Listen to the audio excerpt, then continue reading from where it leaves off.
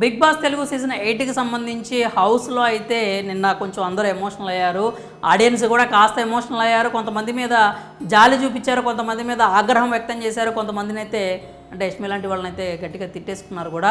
ఇవన్నీ పక్కన పెట్టేస్తే హౌస్లో మనం ఒక కంటెస్టెంట్ గురించి మనం క్లియర్గా మాట్లాడుకోవాలి, గట్టిగా మాట్లాడుకోవాలి. ఆవిడ మరెవరో కాదు, విష్ణుప్రియ అన్నమాట. హౌస్లో విష్ణుప్రియ ఆట ఇప్పుడిప్పుడే కొంచెం గాల్లో పడుతున్నట్టుగా కనిపిస్తూ ఉంది. ఎందుకంటే ఆదిత్య ఓమ ఎప్పుడైతే మిడ్ వీక్ ఎలిమినేషన్ జరుగుతుందో అప్పుడు తీసుకెళ్ళి ఆమెను కూడా డేంజర్ జోన్లో పెట్టేసరికి అమ్మాయికి అయితే మొత్తం మబ్బులు విడిపోయినాయి అనమాట. ఓకే, నేను నిజంగానే లిస్ట్ 3లో ఉన్నానా, నా ఆట ఇంత తక్కువగా ఉందా అనే విషయం ఆమెకైతే క్లారిటీ వచ్చిందనమాట. కానీ ఇంకా ఫుల్ ఫ్లెడ్జ్డ్గా ఆటలోకి అయితే వచ్చినట్టు కనిపించలేదు. బట్ ఏదైతే నిన్న ఫ్యామిలీది జరిగిందో, ఆ ఫుడ్ది ఏదైతే జరిగిందో దాంట్లో విష్ణు వాళ్ళ చెల్లి ఒక మెసేజ్ అయితే ఇచ్చిందనమాట. ఫుడ్తో పాటు ఒక మెసేజ్ అయితే ఇచ్చింది.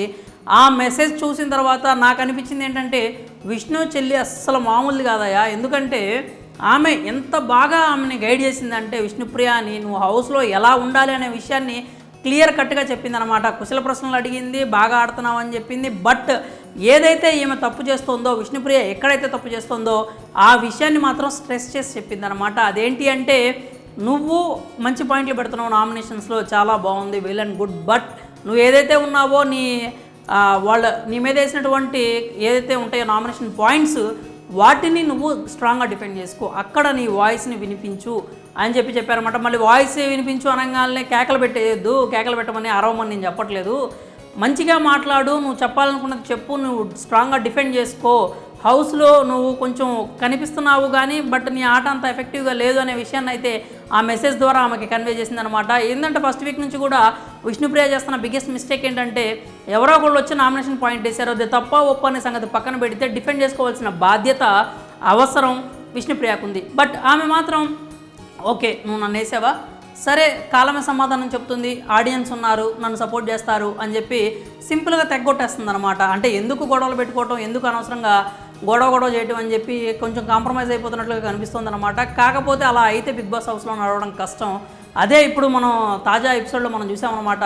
డేంజర్ జోన్లో కూడా విష్ణుప్రియ వచ్చింది. లిస్ట్ 3లో 6 నామినేషన్స్లో ఉంటే మన 4వ పొజిషన్లోకి విష్ణుప్రియ అయితే వచ్చేసింది. మరి ఇంకా అంతకంటే ఆమె గేమ్ గ్రాఫ్ పడిపోయిందని చెప్పడానికి ఇంకేం ఉదాహరణ కావాలి. విష్ణుప్రియ వాళ్ళ చెల్లి కరెక్ట్ టైంలో కరెక్ట్ మెసేజ్ అయితే పంపించింది. ఈ మెసేజ్ తర్వాత విష్ణు ఆట మారుతుంది అని మనం ఎక్స్పెక్ట్ చేయాలి. రేపు వచ్చే నామినేషన్స్ చూస్తే విష్ణుప్రియ తన చెల్లి చెప్పింది అర్థం చేసుకుందా లేదా అనేది మనకైతే క్లారిటీ వస్తుందన్నమాట. సింపుల్గా చెప్పింది, చాలా అంటే చాలా బాగా చెప్పింది. నిజంగా విష్ణుప్రియ వాళ్ళ చెల్లి మామూలుది కాదని అనిపించింది అనమాట నాకు ఆ మెసేజ్ చదవగానే. అండ్ ఇంకోటి ఏంటంటే విష్ణుప్రియలో విషయం ఉన్నా కూడా ఆమె బయటికి తీయట్లేదు అనేటువంటి అభిప్రాయం బిగ్ బాస్లో కూడా ఉన్నట్లుగా అనిపించింది. నిజానికి ఇలాంటి డైరెక్ట్ హింట్స్ని లోపలికి ఎలో చేయరనమాట. వాళ్ళు ఏదైనా మెసేజ్ పంపించినామండి వీళ్ళు చదువుతారు, వీళ్ళు దాన్ని మళ్ళీ కొంచెం అటు ఇటు మార్పులు చేయాల్సి వస్తే చేస్తారు. ఏదైనా కానీ అనవసరంగా లేకపోతే వీళ్ళకి ఎక్కువ ఇంటెల్ వెళ్తుంది అనుకుంటే కనుక దానికి కట్ చేస్తారు, ట్రిమ్ చేయడం కూడా జరుగుతుంది ఖచ్చితంగా. బట్ ఈ విషయం స్ట్రైట్ అవే ఆమెకి విష్ణుప్రియకి వచ్చి చేరింది అంటే బిగ్ బాస్ కూడా దాన్ని ఎలో చేశాడు అని అర్థం. బిగ్ బాస్ ఎలో చేశాడు అంటే విష్ణుప్రియ తనలో ఉన్నటువంటి ఆటని, తనలో ఉన్నటువంటి ఆ ఫైటింగ్ స్పిరిట్ని బయటికి తీయాలి అని బిగ్ బాస్ కూడా కోరుకుంటున్నాడు అనమాట. అందుకనే ఆ మెసేజ్ని స్ట్రైట్ అవే విష్ణుప్రియకి అయితే చేరవేశాడు.